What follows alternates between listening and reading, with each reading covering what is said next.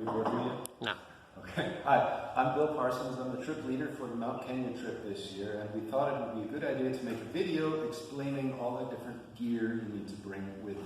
So, without further ado, let's start with the things that are on the kit list.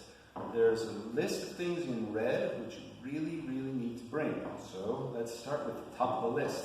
The first thing it says you need is a pair of hiking boots. These are hiking boots. I was just today hiking in the Ngong Hills.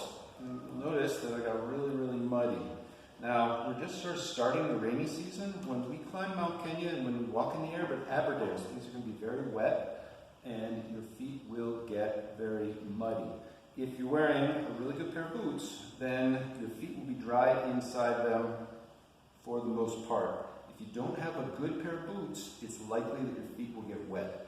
One of the most important things about camping and being happy while you're camping is that you stay dry. Dryness is the most important thing, so make sure that you get some boots kind of like these. Next thing, you're walking with a little backpack. Now, most students will carry a little backpack, something about this size. It could be your school backpack. School backpacks are totally fine. I happen to have this one, and for most things I don't bring my fancy equipment, but for this I do because it's got a camelback in it, which is really handy. If you don't have one, it doesn't matter. You just bring your water in, a couple of these.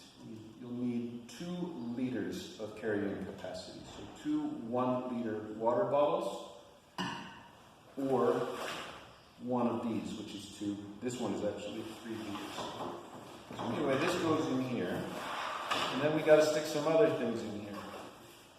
I always bring a pair of sunglasses.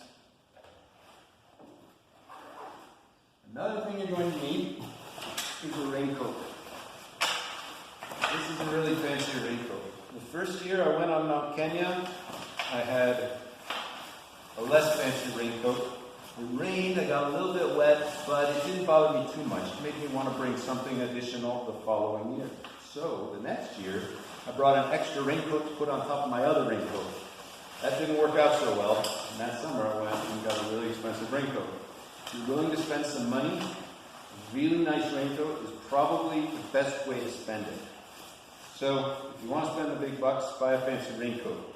If you don't want to spend the big bucks, don't buy a fancy raincoat. And make sure you bring one of these. Every guide on Mount Kenya carries an umbrella with it. I think the reason they do it is because they don't have the big bucks to buy the really nice raincoats. So instead, they have extra layer of protection with this. The other thing that I got was a pair of rain pants, which I really like. But like I said, if you don't want to spend the big bucks, have a decent raincoat. You still need a raincoat, but a decent raincoat and an umbrella. The last thing says a fleece or some other warm layer that will go underneath your raincoat. I've got a fancy jacket. This is down, so it's super warm. It doesn't look like much, but it's actually more than I need while I'm walking. With just a t-shirt and this, and the raincoat on top of it, layered up above it, I'm totally fine. So,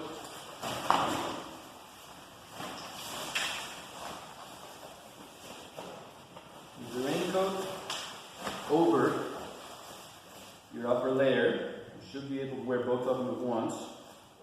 You're going to be more than comfortable when in all the places that we are actually hiking.